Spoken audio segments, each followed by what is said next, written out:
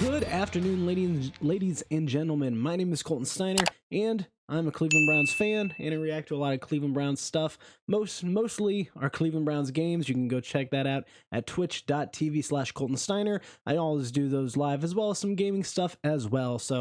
But today I'm going to be reacting to Colin's comments on the Browns after their 47-42 loss against the Baltimore Ravens in a very high-intense, heartbreaking loss for us Browns fans. So I don't think I need to give any backstory. Apparently he was ripping on the backfield, which they full-heartedly deserve some blame, but there may be stuff I disagree with him, but we'll see what happens as I click into this video. So without further delay, let's get right into it. Such a sad and embarrassing history of whiffing on quarterbacks that when John Dorsey and Cleveland drafted Baker Mayfield, a reach at number one, they create I know I'm already pausing the video, but the problem here is he's saying it's a reach at number one. I mean, at the time, you could get Saquon Barkley, but the Browns already had Nick Chubb at the time, so we really didn't need him. Then we also had a whole bunch of other aspects of our team that were already filled. So Denzel Ward, we drafted at 4. Really, any other quarterback at that position would have been fine. In his opinion, Sam Darnold would have been the better pick, and we all know how Sam Darnold is doing this year, so I digress. Created and overspent to build a fortress around him to ensure he would look okay. So when they signed this contract with OBJ, I said at the time, why? He doesn't want to be there. You're spending a fortune on Jarvis Landry. Why are you doing this? What are you doing? Last night, they dropped 42 without OBJ. The offense is better without him. When they signed Austin Hooper, at the time the highest contract for a tight end, I said, I like Austin Hooper. But they had David Njoku, and they went out and drafted a tight end in the 4th round who won the award for the best tight end in the country. So here's what I have a problem about that. Odell Beckham comment, it does look like the Browns are better without him. But at the time, getting a weapons for Baker Mayfield and getting Odell Beckham Jr. to play alongside his college teammate Jarvis Landry is kind of a smart move. I mean, Odell, one of the best receivers in the game, you would think they'd have a better connection. But unfortunately, it hasn't worked out, and I don't think it will work out, as the Browns most likely will trade Odell, in my opinion. I think that's the best thing moving forward. But now this comment about Austin Hooper, we look at Travis Kelce, we look at Greg Kittle, you look at a whole bunch of other tight ends in the NFL that are absolutely amazing. So I was all about that signing Austin Hooper. I don't get what his comment is. Why are you getting Austin Hooper when you have David Njoku? One, David Njoku, he's been saying he's wanted to be traded. Then he's saying he doesn't want traded. It's been missing back and forth. But honestly, I want to trade him only because it works best for this Browns organization. And it works best for us down the line. I've been wanting us to trade him for a while, and I think he'll eventually get dished out of Cleveland. Best for him and best for Cleveland, I think, at the end of the day. But in drafting Harrison Bryant, it's not bad to have 2 tight ends. I love the more tight ends, the better. One, they can block a lot better than wide receivers, and they can catch the ball. I mean, look how dominant Travis Kelce is this season with Patrick Mahomes, and how dominant he's been in his career with Mahomes at quarterback. And I feel like Austin Hooper is a great weapon for Baker Mayfield, and Harrison Bryant learning under him is just as good. So I don't get this comment here when it's saying like give a $10 million to Austin Hooper, and $18 million for Odell. I can understand that, but I don't think that's going to be a thing long term. I think he'll eventually be traded out of Cleveland, possibly for a secondary player or maybe another second, maybe a first round pick, but we'll see. Why did you have to spend for Austin Hooper? So you have OBJ and Austin Hooper. Neither played last night, and you scored 42 points. That ain't the problem. The problem is Cleveland's back 7 doesn't have any players. Folks, he's right. They overspend so much on the offense. There's a salary cap in this league.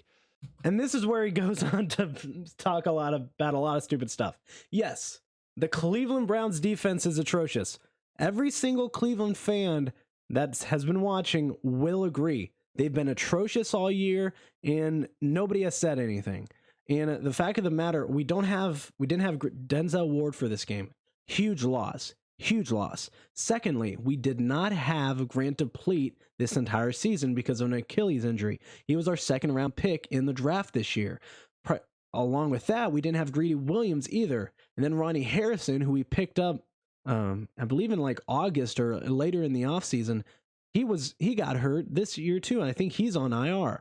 So you have all these safeties and cornerbacks that are usually starters that are out for the rest of the season. So I know I dish on this secondary a lot, and rightfully so. They deserve to be ridiculed when they play as poorly as they did. But when you're looking in the future, the Browns have some great weapons going forward. So great potential weapons, I should say, because we haven't seen Greedy Williams play at all this season, and Grant Deplete, he's a rookie, so I don't know how well he's going to perform. But it's one of those things where I'm not going to dish out like putting the blame on why are we giving all these contracts to offensive players when our secondary starters are all out. So that's something I want to look forward to going into the future. But yeah, I disagree with what he's saying right here.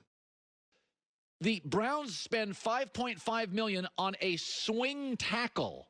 He doesn't start. 5.5 on Chris Hubbard. He's a swing tackle. That's more than they pay anybody in the back seven. That's why your back seven's terrible. Because their back seven's all second string and third string. That's more than anybody in the back seven to sit and watch the games.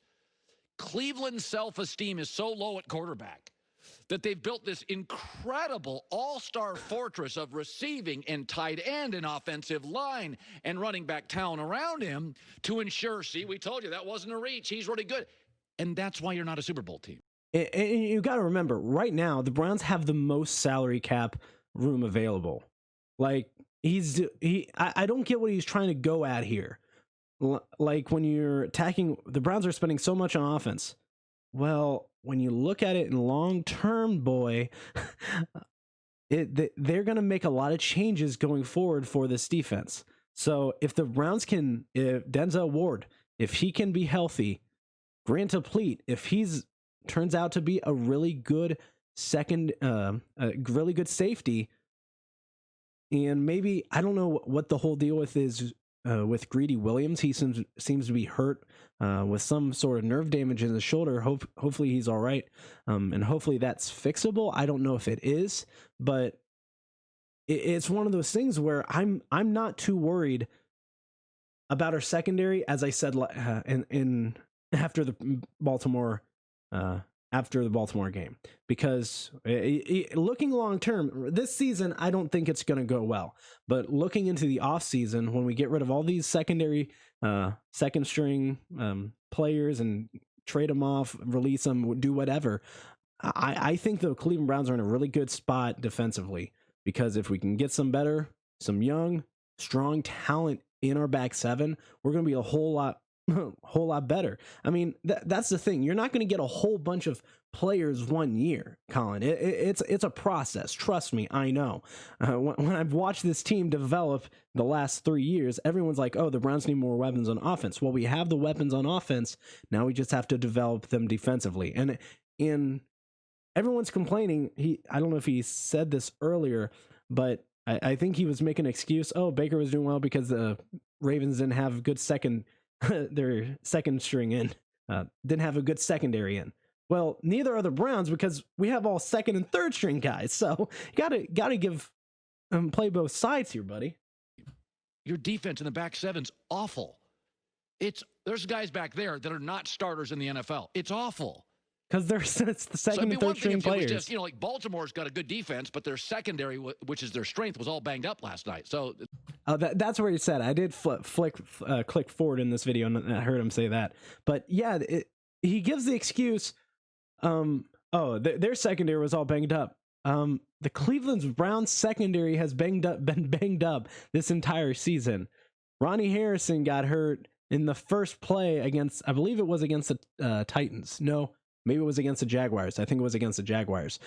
But after that, like, You got to play both sides here, Colin. It's not smart to say, oh, the Lamar Jackson, he's one of the best quarterbacks. And right, like, don't get me wrong, he's a heck of a quarterback, can run the ball like no one I've seen before. But when the Browns secondary is all banged up, don't say, oh, Lamar Jackson is great, Baker, he's not that good, because he isn't that good because the Ravens were all hurt. You can't play these sides, man. And you can say, but Baker looked good. You know when Baker started looking good last night? When the Baltimore secondary got hurt. When Jimmy Smith got hurt, Marcus Peters got banged up, came back, was never the same. So you can blame the Cleveland defense, but there was no reason to bring in OBJ. He didn't want to be there. You already had a star receiver. Wide receiver and weapons were not your issue. And though I like Austin Hooper, I liked him, but then you drafted another tight end and you had. There's nothing wrong with having two tight ends, and I think David Njoku's getting traded. You've seen him before tonight. He hasn't been used at all, like David Njoku hasn't. And Austin Hooper has been, honestly, one of Baker's favorite targets. If you've actually put the effort in and watched some of the highlights from the Browns games, Baker likes Austin Hooper. He's a big target for him to throw to. David Njoku just isn't that reliable. So David Njoku probably getting shipped out of Cleveland along with OBJ down the line. But Austin Hooper, Jarvis Landry, Harrison Bryant, Rashard Higgins, those four guys are going to be crucial receivers for the Browns going forward. Had David Njoku, and you didn't really need it, but he is good, and I like him. But OBJ and Austin didn't even play last night. You dropped 42. And the reason you lost the game is because you're not spending any money on the back seven. And we will spend money on the back seven come next year. We need to see what this team needed coming into the season. And so it was a weird offseason. There wasn't any training camp, really. And then a whole bunch of Browns secondary players has gotten hurt this season. Actually, their entire starting four with, like I said at the start of this video, Denzel Ward, Grant DuPlate, Greedy Williams, and Ronnie Harrison, they've all gotten injured and haven't seen them in like the last 2 weeks. And we haven't seen any of them in the last 2 weeks. So then you have all these second and third string guys. And while don't get me wrong, I've been railing on the Browns secondary this entire season. It's fair to say these guys aren't starters. And that's where the Browns need to go into the offseason with that mentality, saying we need to get better backups. And whether it's just in case Denzel Ward gets hurt, or Grant DuPlate is still not ready to go with his Achilles injury, or Greedy Williams isn't able to play football anymore. I really don't know what Greedy Williams' situation is right now when it comes to playing football again with all that nerve damage in his shoulder. So that's something to look forward to going next year. But you can't just throw in an entire second and third string defense and compare them to like starters. Like, they aren't starters. And all of us know this. And that's the biggest challenge the Browns face this season with all these backups and starting for the defensive secondary. And when you lead football games in the NFL, in the AFC, and you're going to face Josh Allen and Patrick Mahomes, or maybe a Derek Carr, and you lead a game and you need a stop, you ain't going to get it in that defense. He's right. He's right there. I thought Baker was fine. But I think this organization, to overcompensate for him, you can't babysit Baker. Josh Allen has an average offensive line. He still wins. Lamar Jackson has below average wide receiving talent. He's still winning. They're trying to create this perfect offense to ensure Baker works. And in the process, they've overspent at tight end. They've overspent at wide receiver. They're not even spending any money at running back right now. They're going to Why? Why would we need to spend any money at running back? Don't even bring the running back conversation into this, Colin. Don't even bring it up, because you look at Nick Chubb, missed 4 games and is easily one of the best backs in the league. You look at Kareem Hunt, a great second string running back who you can go in between drives with. So I don't get this mentality saying you're overspending at tight end. Well, we're not keeping all these tight ends going forward. David Njoku's getting traded out, and you can use a 2 tight end system. I really believe you can. Harrison Bryant, really good rookie. Austin Hooper, great veteran guy that knows how to play the game. Talented guys. And then I agree with his, I've come to agree with his take on OBJ. He doesn't work in Cleveland. It's time to move on. But aside from that, we're trying, our offense is good, and we need to, I don't know how long their contracts stand for, but the Browns have one of the most, like the biggest cap rooms available, like in the NFL. They have like 30 million this year. And so they're going to be able to go out and get a lot of great players for their defense. And I guarantee you, going into next year for the Browns secondary, we're going to draft a whole lot of defensive players. Like, the draft's going to be a huge defensive powerhouse for this Browns organization. Eventually have to pay Nick Chubb, a fortune, and he's probably going to be worth it. So, you know, this is what I always say. There are certain, like, cities in America, they have low sport self-esteem, and to ensure Baker isn't a bust, they've built a fortress. But and there's nothing wrong with that. That back end is a bunch of low-earning, average talent guys. Stop babysitting Baker.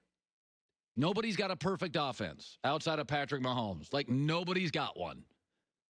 He's got to, at some point, win games with an average O-line, with okay to below average receivers, because Lamar Jackson did last night. He won a football game, and it's a bad receiving core. It really is a bad receiving core in Baltimore. All right.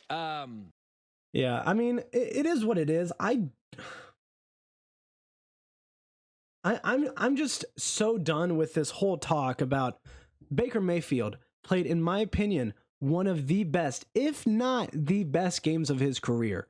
So all this talk about saying, oh, Baker, he's not going to be the guy going forward. Shut the heck up, man. We're all done with your crap like this.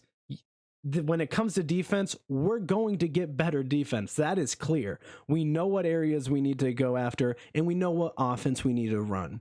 So, as always, Colin Cowherd, being the cow dick that he is, yeah, that is what it is. Baker Mayfield, you're my guy. You will always be my guy. I'm always by your side. I've got your back no matter what. You're my quarterback. You're my franchise quarterback. And you know what? Nick Chubb, you're my running back. I love you all. So thank you guys for watching. If you like this video, go ahead and leave a like. If you want to see more videos like this, go ahead and subscribe. So thank you guys for watching. I'll see you guys next time. Bye.